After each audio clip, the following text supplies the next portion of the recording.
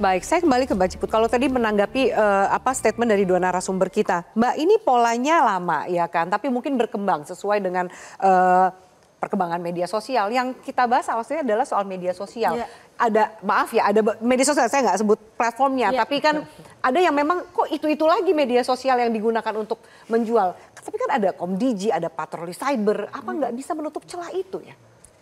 Ya, sebetulnya semua platform penyelenggara sistem elektronik yang sekarang di Undang-Undang ITE disebut PSE kan, harusnya mengikuti peraturan bahwa mereka harus punya kebijakan untuk pencegahan kekerasan, termasuk kebijakan pelindungan anak yang kami perjuangkan di revisi Undang-Undang ITE ya, nomor 1 tahun 2024 dan kemarin sudah lahir tuh PP-nya, Peraturan Pemerintah nomor 17 tahun 2025.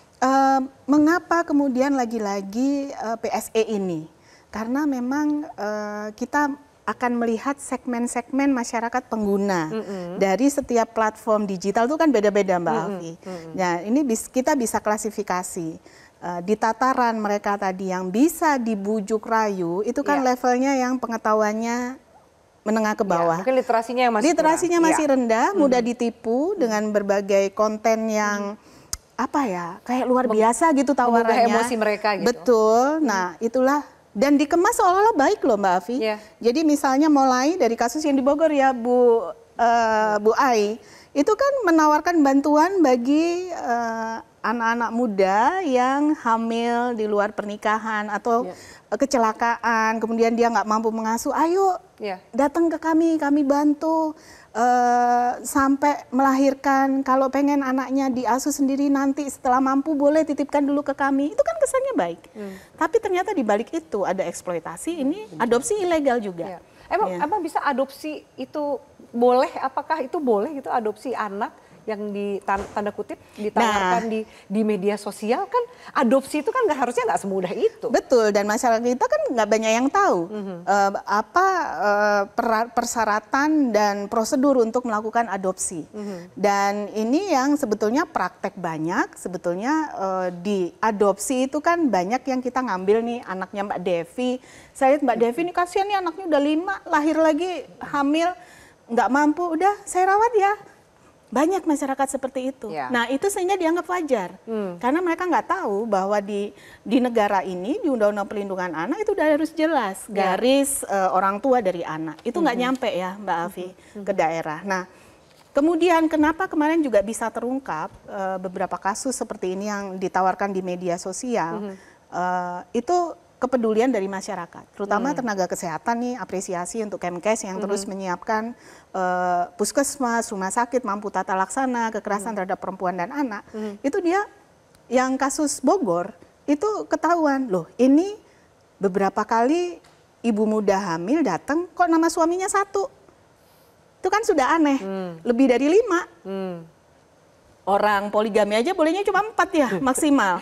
Ini sampai 5. Nah itu kemudian dilaporkan. Jadi ketelitian di hal-hal yang kejelian, di hal yang mungkin dianggap kecil itu yang justru membuka banyak kedok ya. Betul.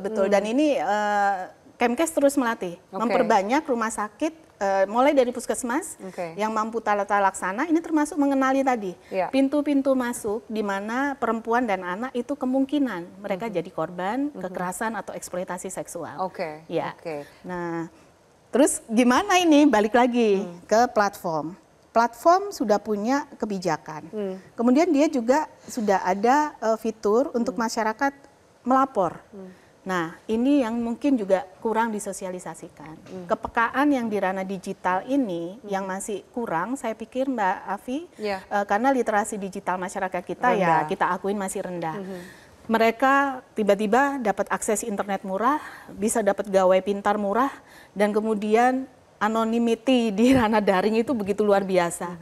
Banyak hal yang menarik, kemudian akhirnya terjerat dengan beberapa tipu daya. Apa yang harus dilakukan soal media sosial ini, Mbak Ai? Ada 3 hal. Pertama, secara mandiri. Kita ini kan para pengguna. Ketika melihat ada kejanggalan, informasi yang aneh, dan bahkan ini sudah memancing nih bahwa ini kayaknya ini tindak kejahatan. Yuk lapor. Ini saya tanya pada diri kita juga. Berapa banyak yang masuk ke beranda kita yang janggal menurut kita itu tidak terlaporkan, bahkan kita abaikan. Itu secara mandiri. Dianggap bukan urusan kita gitu bahkan, ya. bukan urusan kita. Yang kedua, saya mengapresiasi sekecil apapun, mungkin teman-teman Gen Z yang hari ini lebih melek di internet, itu kemudian kadang merepost, kadang melaporkan gitu ya.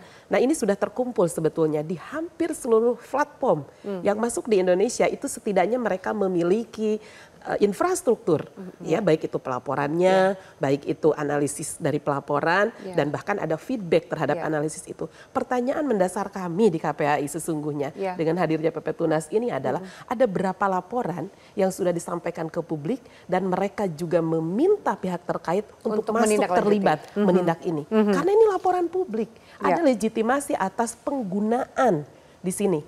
Tetapi kami tidak menemukan itu. Nah ini yang kedua. Yang ketiga, tentu kepolisian memiliki aktivitas cyber, patroli siber. Nah, ini juga kalau kita bisa melaporkan langsung dan ditindaklanjuti, kami beberapa hal pernah melapor dan ditindaklanjuti. Ini yang saya kira juga ketika adopsi ilegal ya, kemudian mungkin lowongan kerja. Yang bohong luar biasa, yang penipuan. Iya. Tetapi di dalamnya itu jelas ada baik itu manipulasi, baik itu eksploitasi gitu ya. Bahkan ketidaksesuaian dengan misalnya rekrutmen iklan lowongan kerjanya itu yang hal-hal yang bersifat anak juga bisa di situ, bahkan jadi bintang iklan dan lain sebagainya dengan dijanjikan angka fantastis untuk pembayarannya. Saya kira patroli siber ini juga menjadi bagian penting gerak yang harus segera dioptimalkan, apalagi ketika menyangkut kanal-kanal atau platform yang memang selalu kita temukan persoalan penculikan ataupun perdagangan anak di situ, dan modus utamanya adalah adopsi ilegal ini. Nah, kalau dalam konteks ini tiga hal bergerak secara terus menerus, kemudian kita semua juga bisa melihat ada upaya yang cukup serius. Saya kira ini akan berdampak kuat pada infrastruktur baik di level hukum maupun juga pada mekanisme take down dari platform ataupun mekanisme mengukur tingkat risiko yang nanti berdampak pada pengguna kan, pada berapa usia misalnya diperbolehkan mengakses medsos tertentu atau yang terhubung dengan orang tua misalnya, atau yang memang mereka juga memiliki kemandirian untuk bisa mengakses platform tersebut. Nah tentu ini menjadi luas gitu ya, dan berdampak pada baik itu pencegahan, pada outreach dari mana tingkat risiko itu bisa diperoleh, dan kemudian bisa meminimalisir sejumlah platform yang itu terindikasi banyak ditumpangi, pasar gelap banyak di situ. Di situ. Dan itulah yang menjadi. Menurut Anda masih banyak nggak nih akun-akun yang mengatasnamakan adopsi dan lain-lain? Masih banyak. Masih banyak. Iya. Dan jadi pekerjaan rumah untuk yang tadi kita sebutkan ini sebenarnya PR-nya banyak banget. Percaya atau tidak, semua yang disampaikan tadi adopsi ilegal itu orang-orang bersumber dari mana? Media sosial yang dia temukan awal. Kita lihat kasusnya banyaknya kan ke arah sana. Penyebabnya juga saya yakin sih setiap platform digital itu punya kebijakan perlindungan anak, tapi keywords-nya mungkin yang berbeda. Kita harus periksa, dan itu yang selalu kami komunikasikan dengan teman-teman dari PSE besar nih, pastikan bahwa keyword-keyword yang mungkin di bahasa Inggris itu nggak dikenal, itu sebetulnya di sini sensitif gitu. Misalnya kan tadi jelas adopsi, bisa jadi adopsi ya dari bahasa Inggris. Adopsi nggak apa-apa, adopsi. Kita untuk binatang peliharaan aja istilahnya adopsi. Nah, kemudian penggunaan pasti mereka yang anggota dari mafia ini kan pinter-pinter ya. Jadi mereka akan pilih, saya pikir sekarang kok mereka pilih kata-kata grup yang tidak bisa keblok ya, yang tidak bisa terfilter otomatis keyword-keyword itu. Oke. Saya ke Mbak Devi. Mbak Devi, kalau kemudian kita lihat satu, ada kondisi masyarakat, kondisi sosial ekonomi, kondisi kemudian tingkat pendidikan, mungkin menyasar literasi yang di bawah. Lalu ada media sosial yang menjadi tempat atau etalase menawarkan ini. Harus bagaimana menurut Anda? Ya, tadi kalau saya sempat mengatakan bahwa kemiskinan itu menjadi bensin, tapi dia bukan satu-satunya korek api, gitu ya. Ini yang perlu difahami. Yang pertama adalah bagaimana adanya faktor normalisasi nilai. Satu, anak dianggap sebagai aset, bukan sebagai amanah, gitu ya. Jadi anak dilihat sebagai investasi yang bisa membantu ekonomi keluarga. Yang kedua adalah di ujung yang paling ekstrim, kalau dijual tapi keluarga bisa selamat, dia anggap pilihan terbaik hal untuk yang keluarga. maklum, kan begitu. Lalu budaya nurut tanpa nanya. bagaimana di banyak komunitas orang muda termasuk ibu muda diajari untuk taat tanpa berani bertanya. Kalau pasangan atau sindikat bilang ini demi kebaikan, yang ngikut saja. Gitu ya.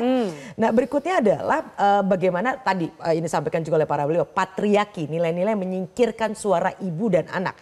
Itu pasti udah otomatis paling lemah. Protes bisa dianggap durhaka gitu ya.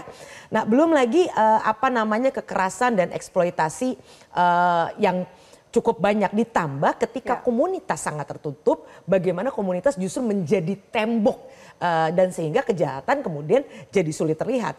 Di mana komunitas menjadi tembok tuh bagaimana? Jadi suka atau tidak ada campur tangan atau tanggung jawab dari komunitas?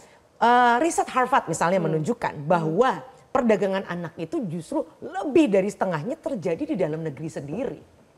Bukan urusan dijual ke luar negeri, mohon maaf. Jadi yang menjadi masalah masyarakat kita sendiri, komunitas kita sendiri gitu ya. Jadi kita jangan bawa ini, bukan kita tidak setuju untuk membongkar jaringan global, tapi ingat, mohon maaf, monsternya di dalam negeri ini sendiri. Depan rumah kita sendiri. Betul, bisa jadi di sebelah kita kan begitu. Nah, semua orang di komunitas tertutup tuh gini, ada beberapa hal kunci. Pertama, semua orang saling tergantung. Kan begitu. Jadi ketika ada satu orang yang dianggap menjadi bos ekonomi gitu ya, tokoh atau orang kuat, maka kalau ia terlibat sindikat, warganya akan takut kehilangan sumber penghasilan kalau melapor. Itu satu. Yang kedua adalah budaya jangan bawa masalah keluar. Kan begitu. Kekerasan, jual beli anak, praktek adopsi ilegal dianggap urusan internal. Orang luar, apalagi aparat, akan dilihat sebagai ancaman, bukan sebagai pelindung. Lalu juga ketakutan terhadap stigma. Ibu yang anaknya dijual bisa disalahkan dan dipermalukan kalau bicara. Pasti yang disalahkan adalah perempuannya, kan begitu. Nah korban anak yang dalam konteksnya sudah anaknya lebih besar bukan bayi, sering dicap nakal, bukannya disembuhkan. Nah ditambah kemudian gelembung informasi di era digital. Bagaimana grup-grup macam-macam itulah gitu ya. Yang tertutup jadi tempat transaksi. Kita tahu media sosial adalah menjadi salah satu tanda kutip pasar manusia terbesar dan termurah di dunia. Jadi ini adalah hal yang sangat logis kenapa kemudian orang menggunakan media sosial. Pasarnya 24 jam, biaya nyaris nol dengan jutaan anak dan calon korban yang bisa di casting, diseleksi tanpa kita melakukan effort apapun. Karena semua orang, mohon maaf, menelanjangi emosinya. Yang akan dibidik adalah emosi orang-orang, oh yang ini nih bisa nih, apa bisa aku pengaruhi, kan begitu. Dengan sederhana, dia kasihlah profil picture-nya gelap. Yang begini yang kita cari, berarti emosinya sedang labil. Target grooming ya. Target grooming, nah ini yang kemudian tidak bisa disalahkan. Walaupun di banyak negara sekarang lagi serius menuntut platform ini, Anda harus bertanggung jawab. Nggak mungkin kita semua yang seluruh dunia mendadak digital. Bahkan negara-negara dengan tingkat pendidikan yang sudah sangat tinggi saja masyarakatnya masih terjebak di urusan perdagangan gelap ini. Artinya platform salah satu yang paling bertanggung jawab. Oke, baik, kita lanjutkan sesaat lagi pemirsa, pembahasan ini semakin menarik, tetaplah bersama kami. Jelajahi cara baru mendapatkan informasi. Download Metro TV Extend sekarang.